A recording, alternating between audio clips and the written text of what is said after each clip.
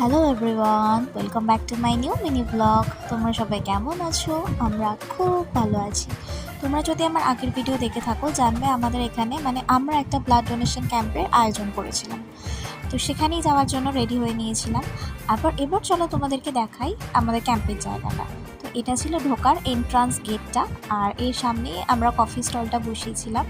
এবার তোমাদেরকে দেখাই একটু ভেতরটা। এই যে সামনেটা দেখছো, এটা বানানো হয় সবাই এসে যাতে বসতে পারে, সেই কারণে তো অনেক সিটিং পজিশন এখানে থাকে। আর তারপর তোমাদেরকে একজনের ছবি দেখাই। এই হচ্ছে আমাদের একজন খুব বিশেষ বান্ধবী, এর কথা না হয় পরেই বললাম। আর এই হচ্ছে আমাদের স্যারের ছবি। এবার আমরা ঢুকছি আমাদের মেল জোন, যেখানে ছেলেদের ব্লাড দেওয়ার জায়গা করা হয়েছিল।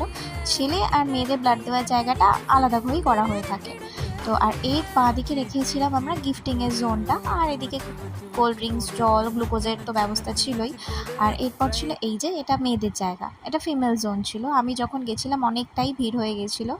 তো যাওয়ার পরই আমার দায়িত্ব পড়ে গিয়েছিল গিফটিং জোনে, গিফট দেওয়া, গোছানো, রেডি করা, মেলানো, এই সমস্ত কাজ করা। তোমাদের আমি নেক্সট ভিডিওতে দেখাবো যে আমরা কী কী গিফটিংয়ের ব্যবস্থা করেছিলাম।